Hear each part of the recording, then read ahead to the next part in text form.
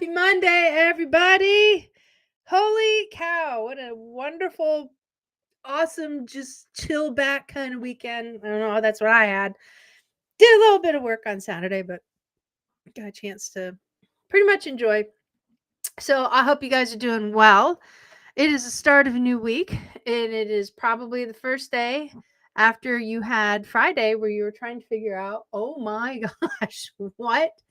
Why do people do this stuff? So today, I'm going to talk to you about how one difficult person can derail a team. Oh my gosh. So, if you are that person that is experiencing challenges with somebody on your team and you're noticing that it is highly impacting what is going on, this is the place for you to be. Yay. So, listen, if you also know somebody who, by the way, is struggling with this exact same issue, do me a favor, hit like, tag them in the comments, and or forward this to them. Share it with them using the share button down below, because this is some good juju that I'm sending you guys. Now, I've seen this firsthand, not only as a leader, but believe it or not, as a subordinate. And every now and again, you get this difficult personality, this one person who's always, yeah, see, he's got something to say about it too. It's always that one person who's either always making a comment, always trying to, not whether they're trying or not, but they're always like making the meeting going longer. They're the ones that are always coming up with some sort of roadblock as to why we can't move forward. They're the ones that are, boy, he's got a lot to say about it. They're always the one who is just like making everybody silently roll their eyes, take a deep breath, count backwards from 100, and it just always seems to take the attention away from doing other important things. Now, if you have somebody like that is on your team, then this is for you. Or if you know somebody who's experiencing this, this is for them. Okay. So if you are a leader, here are some suggestions to help you gain insight into the root causes of having some of these difficult behaviors arise and address the issues at the source. Notice I said source. Now, the first one is you have to consistently assess the team dynamics on a regular basis. You have to treat your team dynamics just like you would treat your balance sheet, just like you would treat your P&L, profit and loss margin report, just how you would treat all your other financial records, your sales numbers, right? Why? Well, here's the thing. I heard this amazing quote a little while ago, is that money is like a distraught woman. And if you don't pay attention to it, it's going to go away.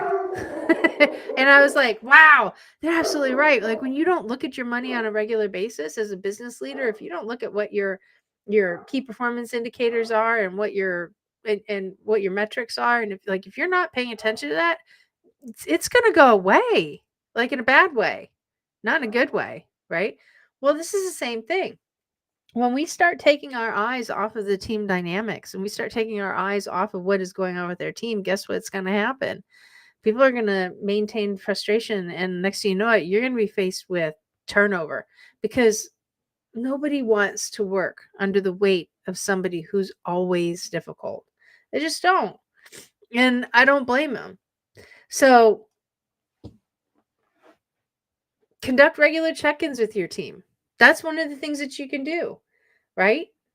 Make sure that when you're doing it, you're doing it with the intention to spot any early signs of tension or frustration that could be caused within the group, other issues that could be arising. I mean, this is kind of like a nice catch-all thing, but also what's going on with that one person. Because here's the thing, after a while, people are going to start talking about it. And I would much rather have my team feel comfortable coming to me and talking to me about what their concerns are with an individual logically and not emotionally. And why is that? Well, logically means that they're presenting ideas, but they're also presenting solutions, right? when it's emotional, that's what I have to contend with. I'm not dealing with logic. I'm not dealing with reason. I'm dealing with emotion. I'm dealing with when people come to me emotionally, they're usually coming like they're at that point where they're just fed up. I would much rather deal with somebody's like, "Hey, is there any way we can figure out how to solve this?" rather than I am sick and tired of this individual and I don't know because when they're to that emotional level, my question is like at what point like where are they in their breaking point to the moment where they just want to like check out? Where are they in that? You know? So having this kind of awareness allows you to act before the situation escalates. More than likely, somebody who's just a difficult person, unless they say something ragingly offensive on the very first meeting of their like whether they meet their new coworker or they meet their team or something like that, likely what's going to happen is that the temperature of being around a difficult person is going to rise over time.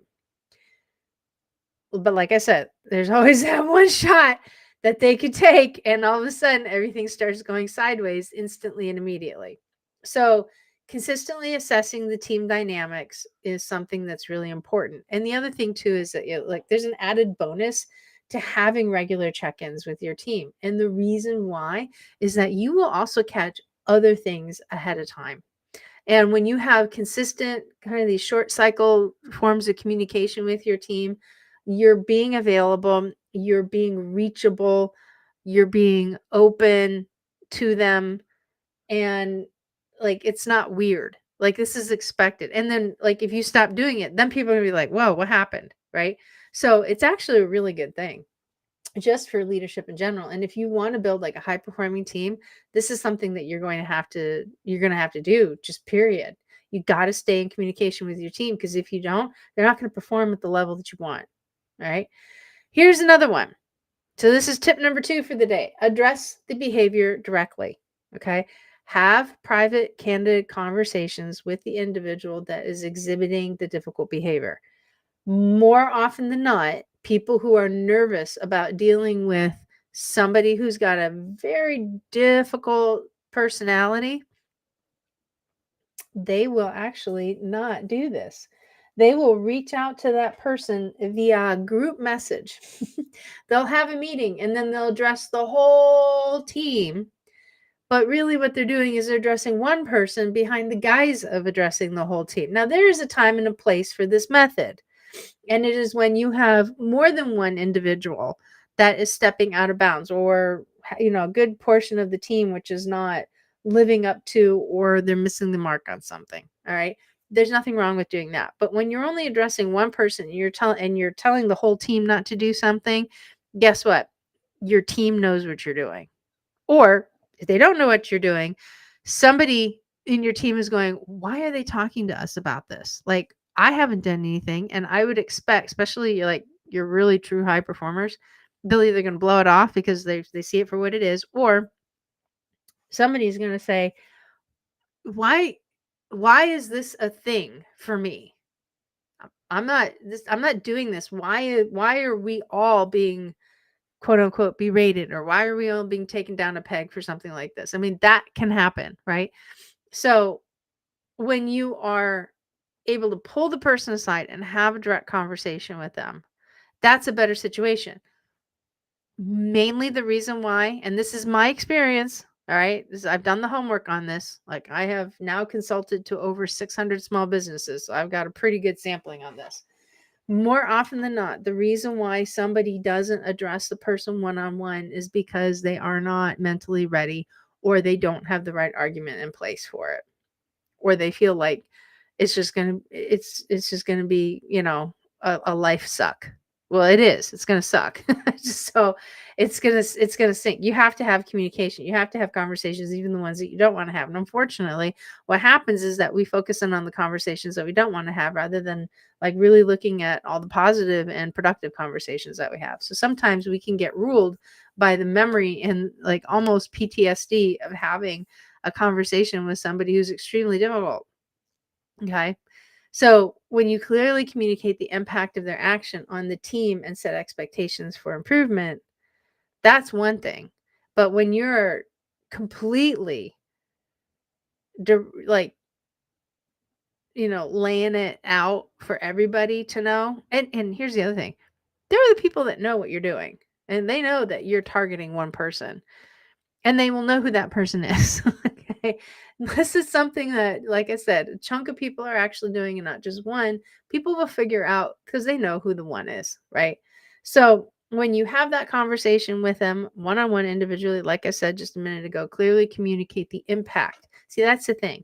Or if you're going to get them to buy into what it is that you're putting down, they have to understand the impact. You have to lay out the impact. And because if you just talk about preference and not what the end result is and help illustrate that for them in their mind, regardless of whether or not they actually think it's a real thing or not, you have to address the impact. Okay. And what happens is that when you address the impact and you link it back to their actions, the likelihood of them getting it, they may not like it, but at least you're communicating. Now, listen, you're dealing with difficult personalities. There's a possibility that they're just not going to buy into what you're putting down. Okay. And if that's the case, then eventually you're just going to wind up having to go ahead and performance management out the door. And that is a possibility, right? But if you start with clearly communicating the impact and link it back to their actions of what's going on with their team, then you can set expectations. Okay. That is the biggest thing right there, is setting expectations. It has to be sustainable. Like, their change has to be sustainable and immediate. And there's nothing wrong with having that conversation with somebody. But for some reason, people don't like doing that because it's freaky and spooky. Okay. Next and last is to create clear boundaries and consequences. Now, some people may be sitting there saying, well, they're not a child. Well, if they're acting like a child, then they kind of are, right? But here's the thing. When you set clear boundaries and you set consequences for those boundaries, you are talking to them like a human being. First off, and as an adult, first off, you're addressing it with them one-on-one. Okay. That is actually treating somebody like an adult, having an adult conversation, having a very direct, very pointed conversation about what's going on. And again, if you're focusing on principles and not preferences, you won't have this concern about, well, we don't want to treat them like a child. But at the same time, if they're acting like a child, ... All right. But you need to establish firm boundaries for acceptable behavior within the team. You have to do that. If somebody is demonstrating undesired behavior, you have to address it directly. You have to outline it for them, and you have to explain to them, or you have to establish, not even explain, establish with them what the desired end result is going to be.